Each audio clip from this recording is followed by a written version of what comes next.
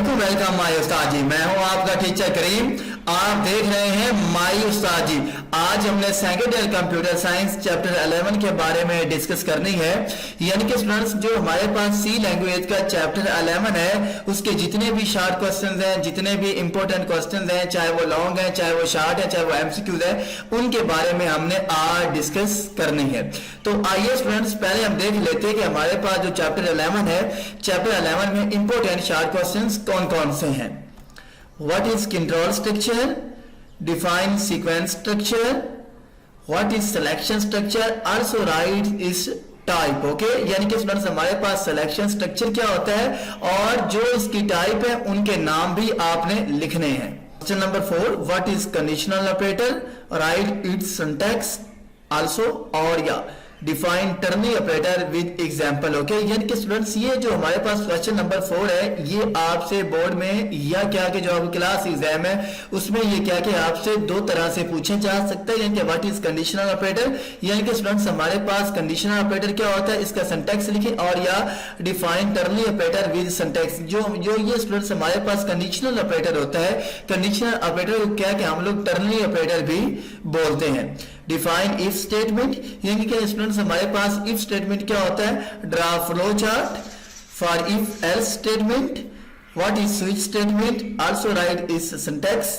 Define if else statement. Okay, ये जो students हमारे पास क्वेश्चन 8 थे, ये हमारे पास क्या है, चैप्टर जो 11 है, ये क्या है कि उसके शॉर्ट क्वेश्चंस हैं। स्टूडेंट्स, ये जो हमारे पास चैप्टर नंबर 11 है, इसमें से क्या है, जो कुछ शॉर्ट क्वेश्चंस हैं वो क्या है, कुछ आउटपुट फाइंड वाले भी आएंगे, कुछ एरर करने वाले भी आएंगे। तो वो क्या है कि अभी हमने नहीं देखने। जब क्या है कि स्टूडेंट्स हम थोड़ा सा आगे मूव करेंगे तो उस वक्त क्या है कि मैं आपको उन क्वेश्चंस के बारे में भी बताऊंगा कि जो हमारे पास चैप्टर 10 है और जो स्टूडेंट्स हमारे पास क्या है चैप्टर 11 है और जो हमारे पास चैप्टर 12 है, इससे क्या है कि कुछ आपको जो शॉर्ट क्वेश्चंस आएंगे वो क्या है कि उसने आपको एक प्रोग्राम कोड दिया हुआ होगा।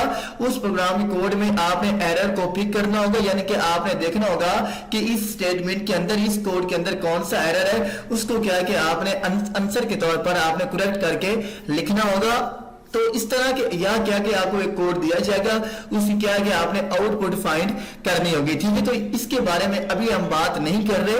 ठीक है स्टूडेंट्स, ये क्या कि हम व्हाइट बोर्ड के ऊपर जाकर आपको कंप्लीट समझाएंगे। ये हमारे पास जो 8 क्वेश्चन थे, ये क्या थे, चैप्टर 11 के हैं। तो आइए अब हम चैप्टर 11 के जितने भी लॉन्ग क्वेश्चन हैं उनके बारे में बात करते हैं। स्टूडेंट्स, ये हमारे पास क्या आगे है कि जो चैप्टर 11 है, चैप्टर 11 के लॉन्ग क्वेश्चन है। स्टूडेंट्स, मैं यहां पर आपको एक बात बताना चाहूंगा कि चैप्टर 11 और चैप्टर 12, ठीक है, इनमें से क्या आना है, लॉन्ग क्वेश्चंस। वो जो लॉन्ग क्वेश्चन आना है, इनमें से जो एक चैप्टर है उसमें प्रोग्राम आना है, लेकिन जो ज्यादा चांसेस हैं प्रोग्राम के, वो क्या है कि वो चैप्टर 12 से हैं। यानी कि जो आपको प्रोग्राम आएगा उसमें क्या है कि वो जो है वो चैप्टर 12 से ज्यादा चांस है। वैसे चैप्टर 11 से भी वो दे सकता है, लेकिन जो ज्यादा चांसेस है वो चैप्टर 12 के हैं। तो चैप्टर 11 के अंदर जितने भी इंपोर्टेंट प्रोग्राम है उनके ऊपर हम एक सेपरेट क्लास बनाएंगे।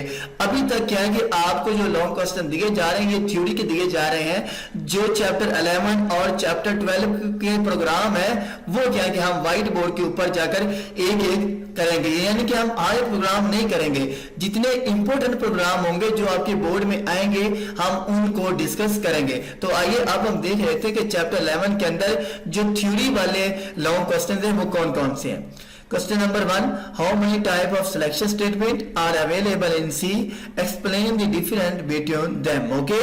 Question number 2, write a note on switch statement with the help of an example and syntax. Students, ये जो उसने कहा है with the help of example, इसकी क्या है कि आपने एग्जाम्पल देनी है। इसकी एग्जाम्पल कैसी होगी, प्रोग्रामिंग के तहत। लेकिन जो स्विच स्टेटमेंट है ये बहुत ज्यादा इंपॉर्टेंट है, इसका क्या है कि हम लोग सेपरेट जगह प्रोग्राम भी करेंगे। ओके, तो आइए ऑप्शो जो हमारा चैप्टर 11 था, इसका ताल्लुक यहीं तक था। तो अगर आप लोग एमसीक्यूज लेना चाहते हैं तो स्टूडेंट्स क्या है कि नीचे स्क्रीन के ऊपर मेरा व्हाट्सएप नंबर आ रहा होगा, तो प्लीज आप मेरे साथ व्हाट्सएप के ऊपर कांटेक्ट कर सकते हैं। वो जो एमसीक्यूज है वो पेड होंगे, लेकिन वो इतने ज्यादा पेड नहीं होंगे। बहुत सिंपल सी कॉस्ट है, आप लोग इजी से अफोर्ड कर सकते हैं। ठीक है, तो आई होप सो, मुझे उम्मीद है आपको पता चल गया होगा। अल्लाह आपका हामी और नासिर हो। अल्लाह हाफिज।